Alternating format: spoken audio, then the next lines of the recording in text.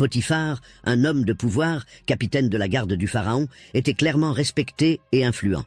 Sa fonction ne nécessitait pas qu'il soit castré, contrairement à d'autres postes spécifiques, comme ceux des gardiens de harem. Cependant, cela nous amène à réfléchir à la réalité tragique de ces hommes qui, eux, ont réellement vécu cette pratique. Être eunuque, c'était porter une marque à vie, non seulement dans son corps, mais aussi dans son âme. Bien qu'ils aient souvent occupé des positions de grande importance, ils vivaient également avec un profond stigmate social. Perçus comme différents, ils étaient à la fois indispensables et isolés, privilégiés et rejetés. Ainsi, lorsque nous lisons des histoires comme celle de Potiphar dans la Bible, il est essentiel de comprendre que les termes et les contextes peuvent être subtils. La castration était une réalité pour certains, mais elle ne définit pas l'histoire de tous. Dans le cas de Potiphar, tout ce que nous savons avec certitude, c'est qu'il était un homme de grande autorité, chargé de protéger le pharaon, et qu'il joua un rôle clé dans l'histoire fascinante de Joseph. Alors, que vous soyez captivé par l'histoire de Potiphar ou intrigué par la signification de Saris, souvenez-vous que ces récits bibliques ne sont pas seulement des histoires anciennes. Dans l'Égypte antique, un lieu où la grandeur des pyramides reflétait le pouvoir de ses dirigeants, Potiphar se tenait parmi les hommes les plus influents du royaume. Capitaine de la garde du pharaon, il n'était pas un simple soldat ou fonctionnaire, mais un homme au sommet de la hiérarchie militaire et politique. Imaginez, il était le bouclier vivant du souverain, le garant de la sécurité du trône et celui qui exécutait les ordres les plus confidentiels. En gros, Potiphar, c'était pas un gars qu'on embêtait. Non, monsieur, il avait du galon et son nom faisait frissonner quiconque osait penser à trahir. Dans son rôle de capitaine de la garde, Potiphar était plus qu'un simple soldat décoré. C'était un homme de confiance, un allié intime du pharaon. Son devoir principal? La protection rapprochée du souverain. En d'autres termes, si quelqu'un voulait atteindre le pharaon, il fallait d'abord passer par Potiphar. Et ça, spoiler alert, c'était pas une mince affaire. On raconte qu'il était un stratège hors pair, un guerrier redouté, mais aussi un homme doué pour discerner les complots dans l'ombre des couloirs du palais. Vous voyez le genre? Pas question pour un traître de l'embobiner. Mais ce n'est pas tout. Potiphar supervisait aussi les prisons d'État, un rôle critique à une époque où les intrigues politiques et les complots de palais étaient monnaie courante. Il avait sous son autorité les prisonniers de guerre, les espions et même les membres de la cour suspectés de conspiration contre le pharaon. Ces prisons n'étaient pas des endroits ordinaires. Oh non, elles étaient des lieux où se jouaient des décisions cruciales, où des destins étaient brisés ou redessinés. Potiphar n'était pas qu'un homme puissant, il était aussi l'un des visages les plus visibles du régime. Dans une société comme celle de l'Égypte ancienne, où chaque fonction était minutieusement codifiée, sa position représentait le sommet de l'élite militaire.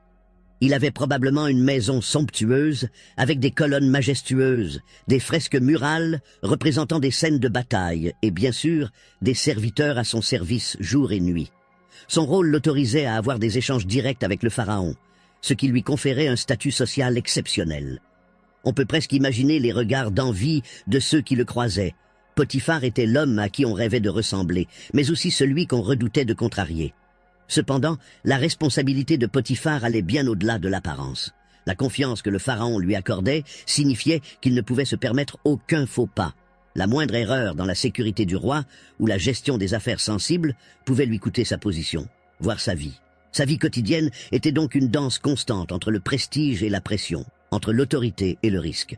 Mais voilà où ça devient intéressant. Malgré son prestige et son pouvoir, la vie de Potiphar allait être bouleversée par un simple esclave hébreu nommé Joseph. Potiphar, un homme habitué à contrôler tout ce qui l'entourait, allait se retrouver au cœur d'une intrigue qui échapperait totalement à son contrôle. Mais ça, c'est une autre histoire. Ce qu'il faut retenir ici, c'est que Potiphar n'était pas juste un nom mentionné en passant dans la Bible. C'était un homme d'une stature impressionnante, un pilier de la cour du pharaon et une figure incontournable de la société égyptienne. Sa position, ses responsabilités et la manière dont il gérait les affaires du royaume montrent à quel point il était essentiel dans l'ordre établi. Ah, les amis, on va éclaircir un mystère aujourd'hui, un vrai casse-tête pour certains lecteurs de la Bible. Il y a deux personnages dans l'histoire de Joseph qui, à cause de leurs noms similaires, ont semé la confusion chez beaucoup de gens. On parle ici de Potiphar, le puissant officier égyptien qui a acheté Joseph comme esclave, et de Potiphéra, le prêtre don qui est devenu le beau-père de Joseph. Oui, ces deux-là ne sont pas la même personne, même si leurs noms peuvent prêter à confusion. Alors, installez-vous bien, on va tout démêler. D'abord, parlons de Potiphar. La Bible le présente comme un homme de haute importance, un capitaine de la garde du Pharaon. En gros, Potiphar, c'était un peu comme le chef de la sécurité personnelle du roi d'Égypte. Ce n'était pas n'importe qui. On peut imaginer qu'il avait une carrure impressionnante, des années d'expérience militaire et une loyauté inébranlable envers le Pharaon. Sa maison devait refléter son statut, grande, luxueuse, pleine de serviteurs et stratégiquement située près du palais royal. Quand Potiphar achète Joseph, ce n'est pas par hasard. Il voit en ce jeune esclave quelque chose de spécial. Et il ne se trompe pas, parce qu'on sait que sous la gestion de Joseph, la maison de Potiphar prospère comme jamais auparavant. Mais voilà, l'histoire prend un tournant dramatique avec cette fameuse affaire de la femme de Potiphar, qui essaye de séduire Joseph et finit par l'accuser faussement.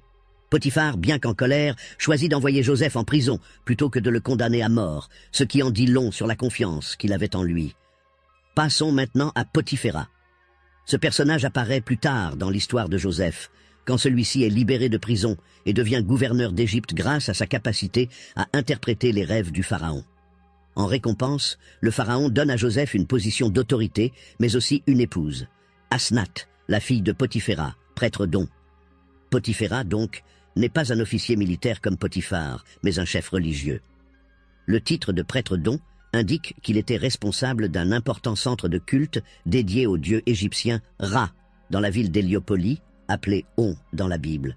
Ce prêtre jouissait probablement d'un grand respect dans la société égyptienne et son rôle n'était pas militaire, mais spirituel.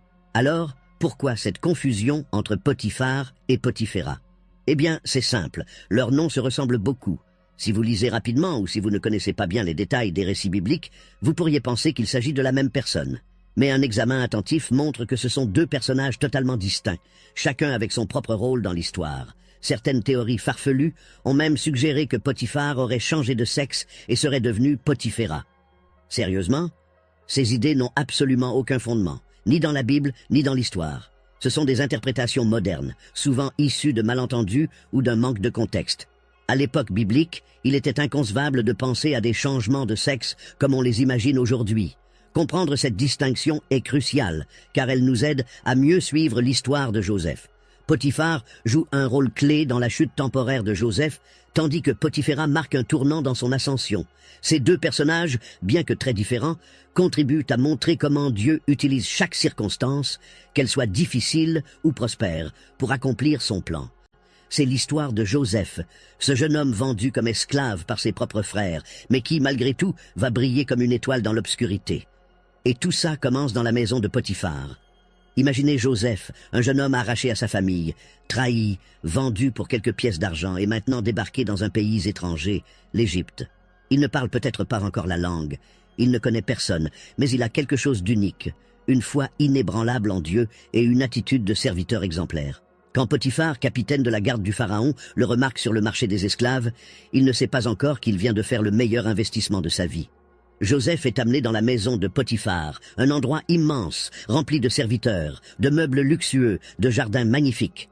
Et là, Joseph commence son travail, probablement en bas de l'échelle, comme n'importe quel autre esclave. Mais il y a une différence. Tout ce que Joseph touche prospère.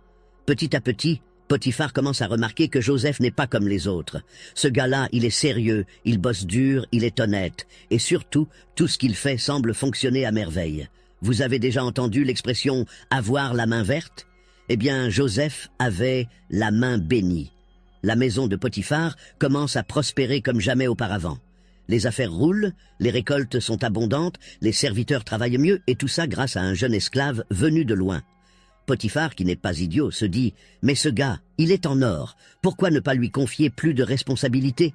Et c'est ce qu'il fait. Il donne à Joseph la gestion de toute sa maison. Oui, toute la maison. Joseph devient un peu comme le directeur général des affaires de Potiphar. Il gère les finances, les serviteurs, les récoltes, tout. La seule chose que Potiphar garde pour lui, c'est sa femme. Et on va voir pourquoi ça va poser problème plus tard. Joseph n'est pas seulement talentueux, il est aussi irréprochable. Vous savez, dans une position de pouvoir, beaucoup auraient pu en profiter. Mais Joseph reste fidèle à ses valeurs et surtout à son Dieu. Il sait que sa position est un privilège et une responsabilité, et il ne veut pas trahir la confiance de Potiphar.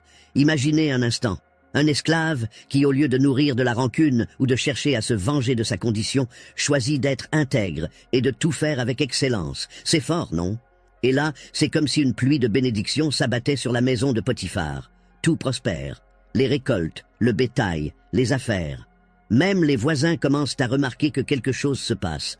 Ils se disent peut-être « Hé Potiphar, c'est quoi ton secret? T'as changé quelque chose dans tes plantations ?»